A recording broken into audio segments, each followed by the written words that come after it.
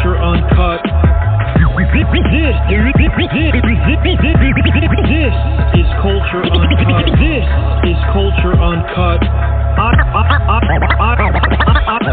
I am your host, Jason Spears, and Colt fans, we've got a lot to talk about. This is Culture Uncut. I'm your host, Jason Spears, coming to you after a Detroit Lions 24-6 win over our Indianapolis Colts. The win takes Detroit to a league-leading 10-1 with a game coming up on Thanksgiving at home against Chicago. The Colts fall to 5-7 and head to New England next week for a 1 p.m. game in Foxborough.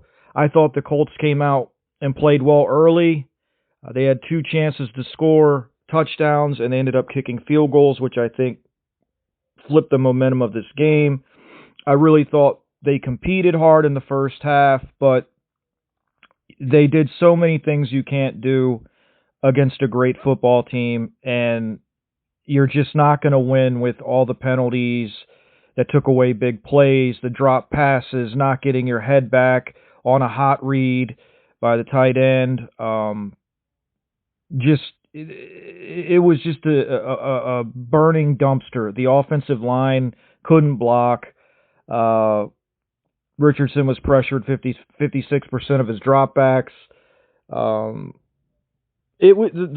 Detroit defense pretty much dominated the game from the second quarter on. The Colts were in it, 14-6 at half. 21-6 after 3. They were in it, but like I said in the pregame, I thought they'd be in it for a half, and in the third quarter, Detroit would start to, put their foot down. And 21-6 isn't too bad, but they just couldn't do anything offensively without holding or getting a penalty called. So just going into what going back over my keys to the game. For the game and just seeing how they came out. My offensive three keys to the game, the first one was ball control via the running game and keep the Detroit offense off the field. They absolutely did not do that. They ran the ball 21 times, only 11 by Taylor, only 1 in the second half. They were out-possessed 37 minutes to 23 minutes. You don't beat Detroit that way. There's no chance. So that obviously did not happen. They did not control the time of possession, and Detroit's offense was on the field for most of the game. Stay in manageable down and distance. They didn't do that. They were in 1st and 20, 2nd and 20, 3rd and 15. The entire game, really. I mean, penalties after penalty after penalty after penalty after penalty. I'm pretty sure 9 of those penalties. There's 10, I think. I think 9 of them were offensive penalties. And they killed the Colts. They absolutely killed the Colts. The one positive is the Colts didn't turn the ball over. Because if they had turned the ball over, this game could have gotten away very easily. This is the first game all year Detroit did not force a turnover, so the Colts deserve credit for taking care of the ball. They did put it on the ground a couple of times, but were able to recover. So out of the 3 keys, the only one that we did was no turnovers. The other ones were vastly bad. Like the ball control, time of possession was not even close. We were terrible. Taylor could not do anything. We didn't really even try to run the ball in the second half. And we were never in manageable down and distance after the first quarter. It was terrible. Terrible offensively. As far as the defense goes, my 3 keys were no explosive plays and tackle well, make them work. I thought the defense did a decent job. Their longest pass play was 27 yards, and their longest run was 17 yards. The tackling in space wasn't great. When they were able to get more than one guy to the ball, they were fine. The defense really was fine. The Lions score about 34 points a game. The Colts gave up 24. Were they great? No.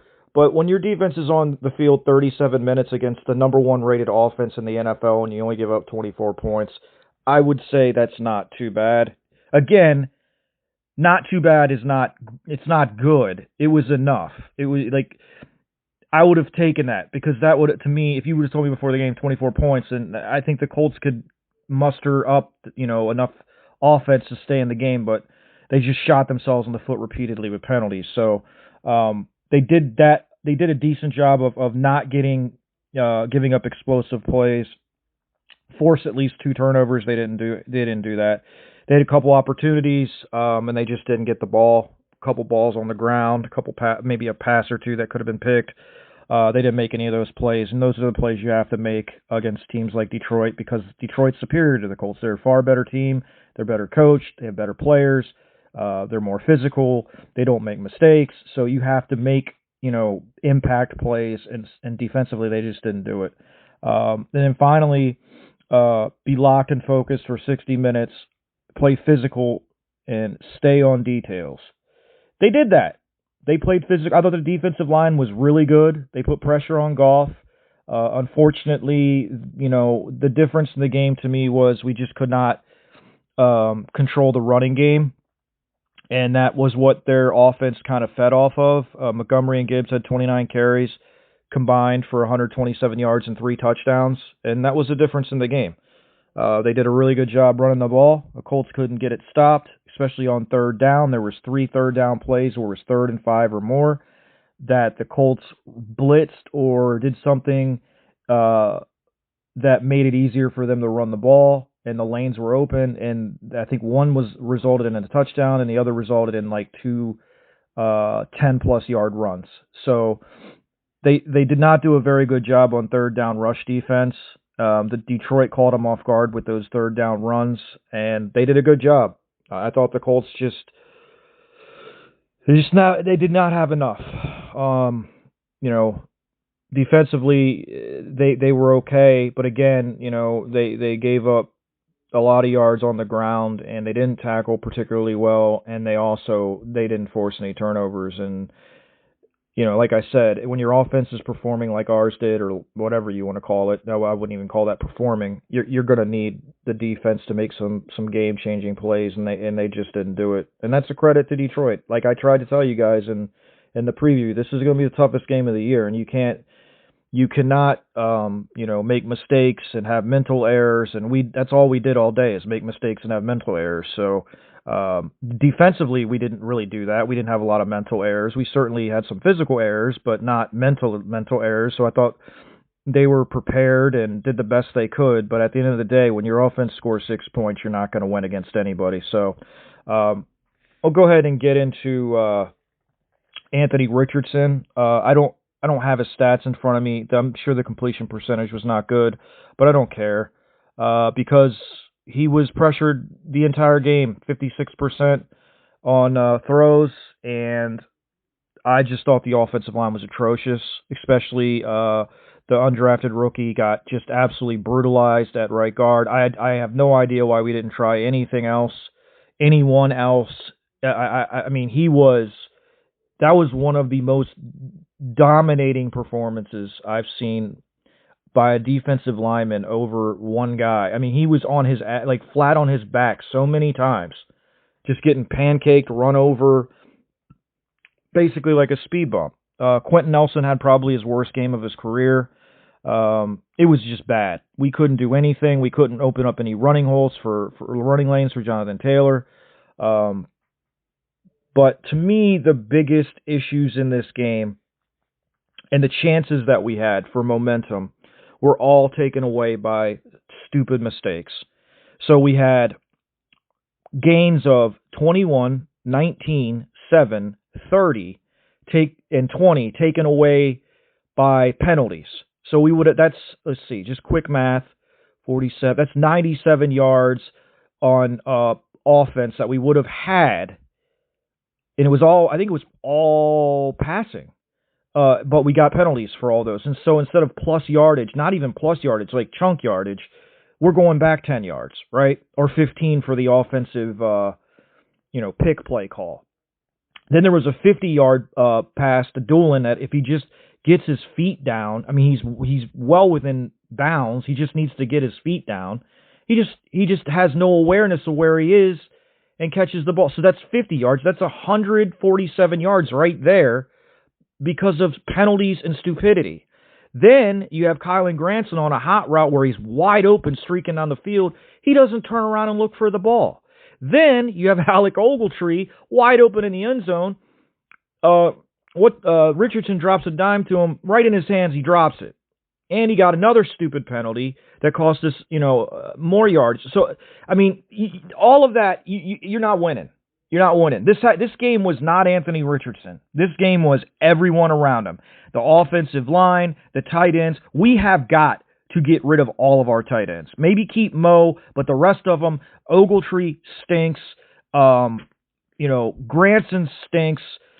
I don't know what Will Mallory. I haven't. Is he in witness protection? How bad must he be to not be able to get on the field? Like, we need 2 new tight ends minimum next year, along with Jelani Woods. The offense desperately needs a difference maker at tight end, and simply does not have one. So that was disappointing because there were plays were there. They were there. They were made, and penalties killed this team. And then you have a drop pass in the end zone that shit changes momentum of games. When you're wide open in the end zone, I don't remember what the score was, but it would either given us the lead or we would have got back in the game.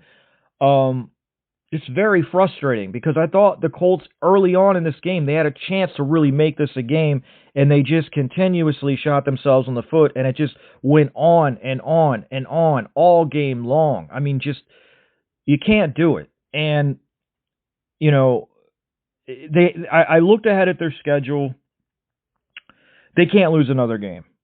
They cannot lose another game because I looked at Denver's schedule and I looked at Miami's schedule. Those teams are not going to lose any games. Maybe 1 or 2, but I doubt it. So the Colts can't lose any more games. They have to beat Denver, which is going to be, it's going to be tough. And if Anthony doesn't get any help, like, the crazy thing is, I actually thought Anthony Richardson played great today. Like, really, really good football. Like, people were going to be like, what? Great.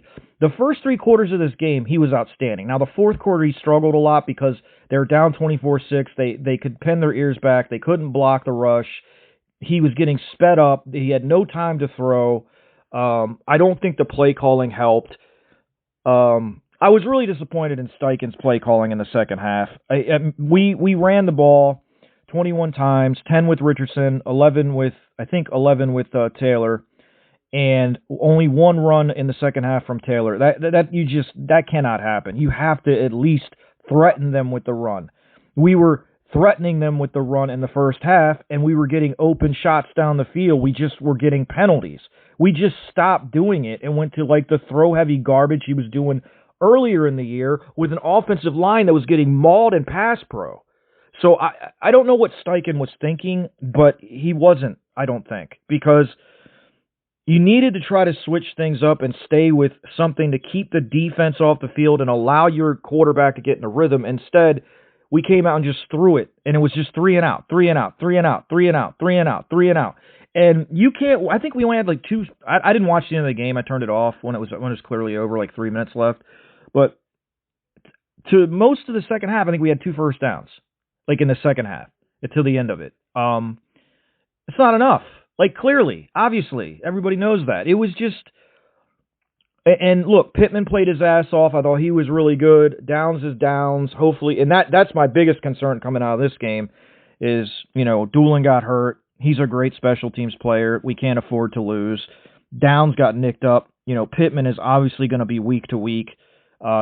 Pierce got nicked up. I mean, we're going to have a mash unit playing wide receiver. I mean, literally, and also A.D. Mitchell, man, can we get on the same page with our quarterback? Another game, another A.D. Mitchell running the wrong route. Like, it's driving me crazy, man. Like, he's so talented, but there's so many mental mistakes with that kid. He's got to get it together. I mean, they all do, really. But the offense, the wide receivers, I thought were fine today. But the tight ends were horrible, and the offensive line was worse. And, they've got to make some choices about this offensive line. Tucker cannot continue to start. I don't know how long Ryman's out, but maybe you move Goncalves to right guard, or you try Glowinski there, Penter. I don't know, but it's very clear to me that Tucker is not the guy. He cannot hold up. I mean, he was just destroyed today. And Nelson was destroyed too. He was terrible. I mean, they were really, all of them were bad. They all got penalties. They all did, were getting beat. And this is a D line without their best player, which is really disconcerting because Pascal and McNeil and Reeder and all those guys were just working over our O line. It was not good at all, and it's frustrating because it was such a strength of the team, and now we've lost. Ryan Kelly I don't think is a big loss, but I do think Ryman is because it completely reshapes the O-line. Left tackle to me is the most important position on our O-line, and I thought, for a rookie, Concavas and Bordolini have done decent. I think they've been pretty solid, especially Bordolini, but Tucker is just he's not an NFL level player. It's certainly not an NFL level starter. And that showed today. He cannot, there's no way you can watch that film and think he should start next week. If they start him again next week, I'm going to have to, question how bad our backup linemen are, because there is no earthly way that any of our backups are worse than that. That was just his PFF grade. It might be like 25. It was bad. So, there's a lot of negatives from this game, but the positive is I thought Anthony Richardson hung in there. I thought he, made some great throws, put the ball on guys, and did a really good job for the first 3 quarters. I don't think Shane Steichen put him in a very good position. I don't think his teammates helped him at all. It was basically on him. I'm proud of him for hanging in there. He didn't turn the ball over. He didn't throw any terrible interceptions. Obviously, he didn't throw any touchdowns either, but that's not his fault. He can't throw it and catch it. He would have had a couple of touchdowns, I think, if we could, not get penalties. But, that's what we do. We find a way to shoot ourselves in the foot, and it's just very frustrating because I thought we came out inspired and matched the intensity and did a really pretty good job hanging in there. But again, when you play teams that are that talented, that well coached, and that good, you can't play like that. And that was proven out today. I mean, I thought the defense hung in, but when you're on the field, I mean, I don't know what the time of possession in the second half was, but when you're on the field as much as they were in the second half, I mean, I really can't say it. They only gave up 10 points in the second half. I can't say, they gave up 14 in the first half, 10 in the second half against a team that gives up, that scores 34 a game. Were they great by any stretch? No, but I thought they played well enough. I think if, you get anything from your offense, this is a competitive game for 4 quarters. Unfortunately, Steichen decided he wanted to try to throw the ball every down in the second half with an offensive line that couldn't block anybody. And when they did block, they held. So I just don't know what the game plan was in the second half, why it went the way they did, why they didn't throw any screens, why they didn't, check down to the running back, why they didn't do any of that stuff. It's just, it's like you go up 1 week with Steichen and you're like, yes, he figured it out. And I liked it. He was all right in the first half. I liked that he was getting AR involved in the running game early. We went right down the field. Unfortunately, we get a penalty in the red zone and we have to kick a field goal, and it's the same deal on the second drive. We should get a touchdown, we get a penalty. It's where we drop a pass, we have to kick a field goal. But I thought he was calling good plays. It was just guys were not making the plays. But as the game went on, I felt like he was getting out-coached and the team was getting outmatched because he was not putting them in good positions to succeed, and the players were just not doing their jobs. When they show you they can't pass block and you continue to pass and you can continue to try to pass. I mean, it was 21-6, it was 14-6, and then 21-6. You can still mix the run in. You can still run AR. You can still run Jonathan Taylor. It's just very frustrating. There was a couple of plays where I thought he ran the ball on a third down for one. It was a quarterback sneak for 1 yard on 3rd and 7, and on 4th and 6 they threw a short 3-yard pass. It's just what are we doing? What are these play calls? everybody wants consistency from AR, and I want that too. But I would also like some consistency from our play caller, and I don't think we are getting that. We'll get one good game. I got 1.5 games of good play calling, and then the second half I don't know what that was, but it was disappointing, and he has to be better than that. They have to get the O-line situation fixed. I don't know if you have to go outside and sign somebody off the street. I don't know if you move Glowinski up to right guard, whatever, or try Penter there, or move Concalves to the guard when Ryman comes back. But you have to figure out a way to get Tucker off the field, because to me, your best 5 have to be on the field at that position. You have to have your best 5 on the field. And clearly, right now Tucker's not. I don't know if he's one of their top 8. You know what I mean? So that has to get fixed. And again, once after the game, Shane saying, it's on me. I'm so tired of hearing that. Fix it. Fix the play calling. Fix it. Get the ball. I mean, you're paying Taylor all this money. Get him the ball. Get him the ball. It doesn't have to be a run, but throw him a little dump-off pass. I don't even think they covered it half the time because the Colts just never throw to the running backs. So, that's it, guys. I mean, that's the bottom line. Like, they didn't turn it over, so that's a positive. But all the rest of it, the ball control and the running game and keeping Detroit off the field, they failed. And they were not in manageable It was second and third and long all day. And against this defense, that team, you can't do it. You just can't. So,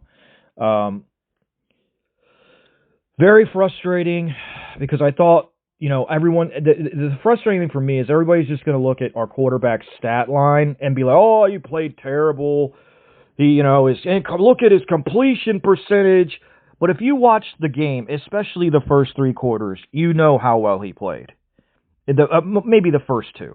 It started to go away. I think it started going awry in the third quarter. But like the first 2 quarters, he played really good football. Really good football. And I thought this is a step in the right direction, because it was a step up in what he was playing against. And he was playing against the number 5 defense, I think, and a team that just, kills people, destroys them with turnovers. And the Colts got in a position where they were throwing every play, and they somehow managed not to throw an interception. So I think that's a positive. That he was trying to get the ball down the field, and he was making throws, and he didn't put the ball in harm's way. Guys just didn't make any plays. We got penalties. But I think this is a positive step for our quarterback. He went out there, and if everyone does their job, we're in a chance. We have a chance to win this game, in my opinion. Obviously, the score doesn't look like it, 24-6. It got away from us in the second half because we couldn't do anything offensively, because we couldn't block. We couldn't block without holding. We were dropping passes. We weren't looking back on hot. We were running the wrong routes. I mean, all these things have nothing to do with AR. They have to do with everybody else. So for all these national people that are going to circle jerk over how bad Anthony Richardson is and his completion percentage, they can go F themselves. Because if you watch this game, even I saw Lions fans saying, man, he's a lot better than I thought. The stat line doesn't show how good he played. And this is coming from a team that played against us that could easily be like, oh, would easily say that. Oh, this guy's trash. This guy. No, they were saying, he didn't get any help, which exactly my point. No help from anyone. And that's frustrating because, he's so young and you want to give him confidence, and you give him confidence by vets doing their job, and they let him down today. There's been times when AR's let them down, but today his teammates let him down, especially the offensive linemen and the tight ends. Atrocious performance.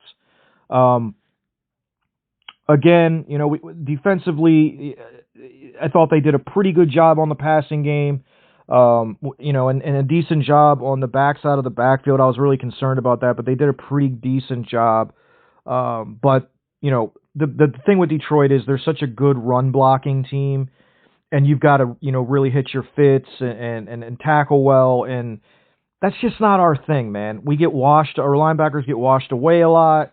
And give credit to Detroit. Their offensive line is very good, but also their running backs are very, very tough. They don't go down on first contact, which I told you guys they wouldn't. They run hard. You're going to have to bring your lunch every time. And there were just times where it was one-on-one, and we just could not get Montgomery on the ground or Gibbs on the ground. And they ran for, 127 yards, got in the end zone 3 times. The Colts have to be better against the run, but you also have to credit the team they're playing against. They do that to a lot of teams. They just what's the word I'm looking for? They lean on you. They lean on you and lean on you. Luckily with the Colts, though, they usually when you lean on a team like that, it bursts. One breaks for about 70 yards. But the Colts, even though they gave up a lot of rushing yards, they didn't give up the big, 70-yard Gibbs run. It was like death by 1,000 paper cuts. But you give them credit, man. Like I called a lot of crap for saying how good they were. They're good. I think everyone saw they're a very good team. They're very well coached. We did not play well. I thought we were outcoached. I did think our defensive line played their ass off. They got to Goff, put a lot of heat on him. Latu was really good. Dio was really good. Buck was really good. They played their asses off. The linebackers did a decent job. I'll give them credit. They got beat on a couple passes, but for the most part, they did a decent job. I thought Womack had a little bit of a bad game, but listen, when you play a team as talented as the Lions, some guys are going to have bad games. They have really good players too. So overall, I thought the effort was good. I didn't see a lack of effort. I thought they tried. I thought they played physical on defense. Offensively, I thought they got manhandled. Were not able to match the physicality of the defensive line. And it's ironic because I actually thought maybe the opposite would happen because the offensive line for Detroit is so physical and talented, but they really did a good job as far as like affecting Goff and making plays and getting to him and pressing him and making him get off his spot. They just they struggled a bit in the run game, and they needed a little bit more help from the back, the back 7 guys, and they really didn't get it. I thought Cross was pretty good today. He's a very short tackler. There's positives to take from this game. Again, it was like a measuring stick game for me, because to me, again, people were and I agree with this. Until somebody beats Kansas City, they're the champs, right? But from what I've seen and I've watched, this is the best team playing right now. Okay, and that's when we played them today. So we played what I think is the best team in the league, and we really held our own for the first half. But again, for the 9 millionth time, just an awful performance by our offensive line. Just it's unacceptable. Where's their standard? Is AR going to have to come out and say, hey, you're not meeting my standard of protection? Of course he's not going to do that, but that was atrocious. 57% pressure rate on him today.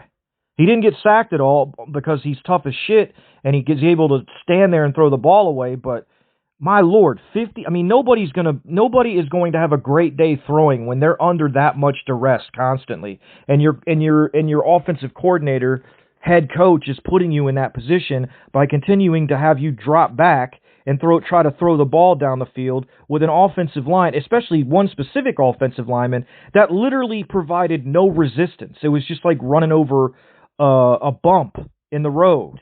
So I just thought the second half was terrible from everybody on the offensive side, meaning like the coaching staff. I thought it was terrible adjustments. They didn't adjust. If that was their adjustment, it was awful to take the run out of the game and just chuck it every play. I mean, that was just what I was afraid of, the 3 and out stuff. So, you can never get impatient with the run with this quarterback or this running back because it only takes one play. That's why we paid him all the money, right? And your receivers were dropping like flies, and your offensive line was getting mauled. So let's get some running play. Let's mix some runs in there so they can kind of get their confidence back and try to move them off the ball a little bit. And they just never did. So I didn't understand the adjustment or lack thereof in the second half, to the fact that, we were clearly getting manhandled on the offensive line. There was no intent to get the ball to Taylor in space. Just disappointed in Shane and his staff in the second half. AR was not nearly as effective in the second half. But again, when you're one-dimensional and you're basically half your wide receiver core is injured, your offensive line can't block, your tight ends are useless, it's going to be really difficult to make a lot of plays. They got to go back to the drawing board. They got New England next week. They have to get this corrected. They have to make sure they get their offensive line in sync and playing well, because they can't play like this. That was awful. That's not acceptable. For all this bullshit talk about accountability and standards and all that, I would like somebody to ask the offensive line, was that up to your standard? And what are you going to do about it? Because it wasn't. It was disgraceful. That was a disgraceful performance by the offensive line.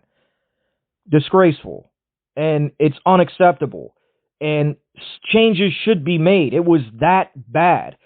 The main change being the right guard. He can't play. What else do you need to see?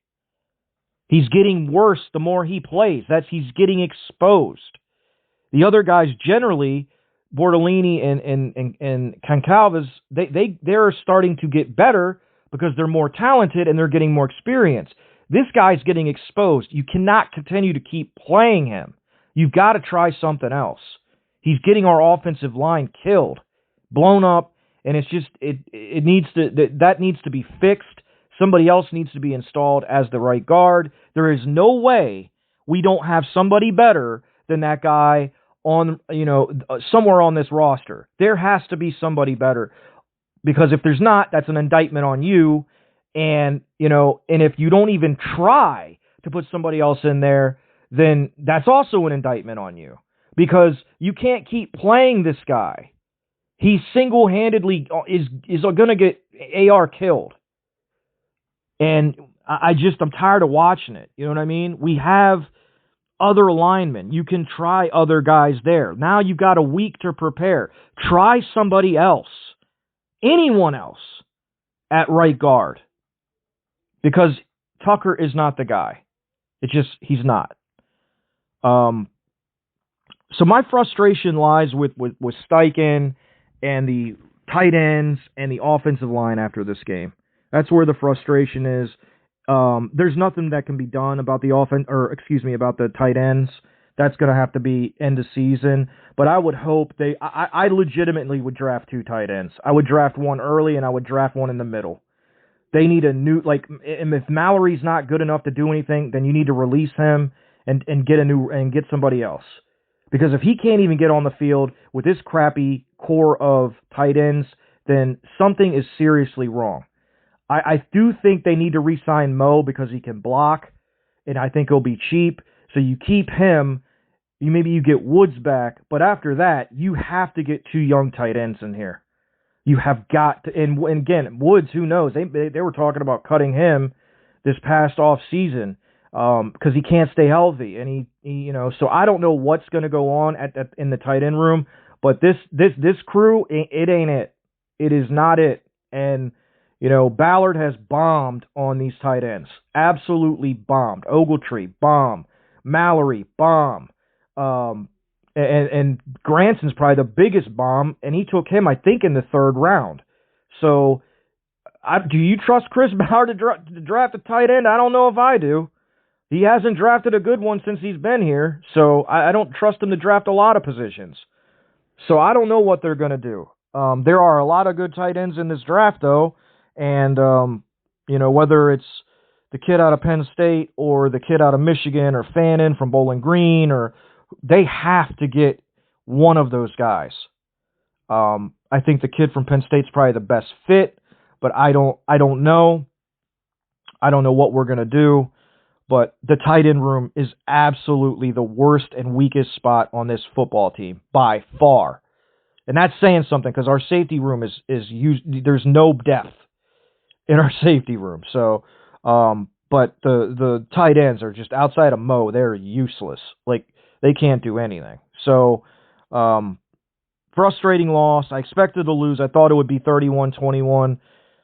It probably could have ended that way if we could have punched it in a couple of times, but It just, it was just a penalty fest, and most of them, I think, I don't have it on me, but I think 9 of those were on offense.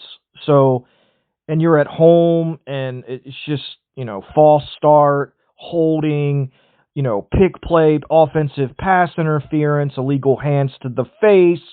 Like it just doesn't end. You know what I mean? Just nonstop dumb penalties. Um, and I'm frustrated because I really thought the way we came out, we could have hung in this game and maybe took it down to the wire. But again, self-inflicted wounds, man. You can't have them against anybody, but you especially can't have them against a team that's 9-1 and now 10-1 that doesn't make really makes few mistakes. I mean, you saw what I talked about. They are so well coached. They don't take plays off. Both coordinators do their job very well, and they're run by a guy that's a great leader of men. That's the setup I want in Indianapolis. I don't want any more coordinators calling their own plays, or head coach coordinators calling their own plays. I'm tired of that shit. It hasn't worked.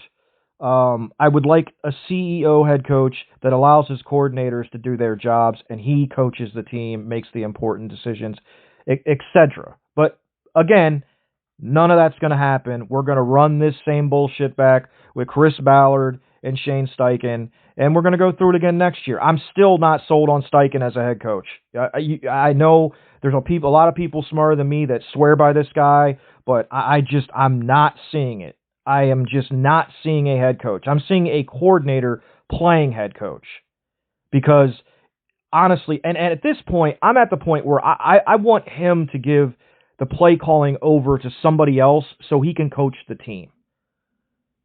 Because the play calling in the second half sucked. And he's been bad all year.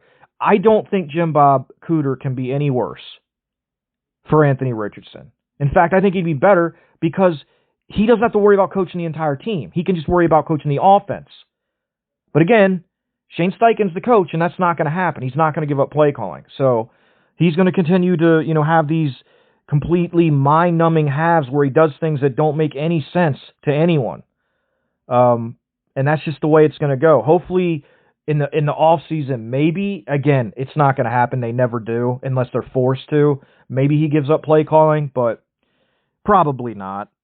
So we're going to go through this again next year. But to wrap this game up, the better team won, the better prepared team won, the better coach team won, the better team won. I mean, that's when you've got more talent, and the talent's coached better, and the talent executes better, you're not going to win. It's that simple. I thought AR had I thought it was not as good as the Jets game, obviously, but I thought he had a good game. It wasn't bad. No dumb plays. So I'm happy with him. I thought he did it for what he was dealing with. I thought he kept his poise. I thought he played under control. He didn't make any really stupid decisions. So I'm good with that. He's got to get better at certain things, certainly.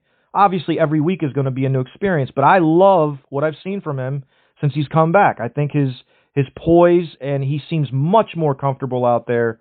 And I think that's a good sign for the Colts. Steichen's got to be better for him. His line's got to be better for him. And Jesus Christ, can one of our tight ends catch a pass? Can one of our tight ends just turn around and look and see the damn ball? Like, they're so... I mean, who's the tight ends coach on this team? Tom Manning? What does he do all week? Play golf? Because they don't seem like they're very well coached either. So, I mean, it's frustrating, but expected. I didn't expect them to lose like this. I didn't expect them to just completely piss all over themselves with penalties and drop passes and penalties again, because there were so many. I had to say it twice. It was just a nightmare as far as offensive execution went, and the better team won, and that's as simple as I can make it. So we move on to New England. I think New England got smoked today in Miami, who is now in front of us. We are now 9th in the wild card standings. The Denver won again, so they're up on us too. Look, I don't think we're going to make the playoffs unless we win all of our games. We're going to have to win all of our games, because the one good thing, if we win all of our games, is we have the tiebreaker over the Dolphins, and we have the tiebreaker over, if we beat Denver, the tiebreaker over Denver. So it is possible, but I don't think it's likely. So the most important thing to me going forward, outside of winning and going to the playoffs, is seeing our quarterback and our offensive coordinator and our offensive line and our offense as a whole play much better down the stretch than they have today and in the games Flacco played in earlier in the season. Basically every game outside the Jets game and the Jags game. I just want to see everybody on the same page, executing better play calling, better execution again from the offensive line, people catching the ball and doing their job, running the right routes. This is all, like, when you're running the wrong routes constantly, that's coaching. You're either coaching it or you're allowing it. And you know, getting your feet down. These are just all things you have to know how to do as an NFL player. You have to know on a hot read, you're the guy. You got to get your head turned around. These are such novice mistakes that professional players should not make in the 12th game of the season. It just is so frustrating. I can deal with the loss. We lost to the better team, but all these stupid mistakes, mental mistakes, and all the other stuff, it just is enough to make you crazy. So we move on to New England. Never an easy place for the Colts to play. I'm not sure. When was the last time we won in New England? 2000. I think it was 2006. So we haven't won there in a real long time. So I'm not counting my chickens before they're hatched. This is not going to be an easy game for us. We generally don't play well there, and they generally do when we play them. Granted, most of that was all of it was with Tom Brady, but the Colts got to come out ready to play next week. They can't just think we're going to roll the ball out and win just by showing up. Because I watched New England go to Chicago and absolutely destroy the Bears. And I'm not saying the Bears are a great team, but I'm just saying I think they had the same thought, like, oh, this is the Patriots, and that game was not even competitive. So the Colts better come out ready to play on both sides of the ball, and that falls squarely on the shoulders of our head coach and the coaching staff, making sure these guys understand how much this matters, how much, they need to be prepared and ready to play this week. They cannot have a letdown because it's all, your back's against the wall now. There's no room for any more losses. There's just not. So I hope they have that urgency going forward because they're going to need it. So with that, I'm going to wrap up the post-game show. Once again, Detroit Lions win this one 24-6 over the Indianapolis Colts, who fall to 5-7 and are now 9th behind the Dolphins and the Broncos for that 7th and most important playoff spot. I am starting to think they might have a better chance at winning the division than they have at making the wild card because the Texans look like hot garbage today. And so who knows with this division, man? It's such a train wreck. You just never know. So the Colts just need to go out, take it week to week, and try to find a way to win every game left on their roster. They should be favored in all of them but the Denver game. And they've got to go out and play like, their season's on the line, because essentially it is. Essentially the rest of these games are playoff games. So they got to have that mentality and that intensity and that attitude ready to go every week, because you can't let off the gas now. You got to be all gas, no brakes, and try to get this thing done. So with that, I hope everybody has a great week. I will probably come back with a Q&A sometime midweek or so. Appreciate everybody listening. Again, I hope everybody has a great night, a great Thanksgiving. Happy Thanksgiving to everybody, and I will talk to you guys soon. This has been Culture Uncut with your host, Jason Spears.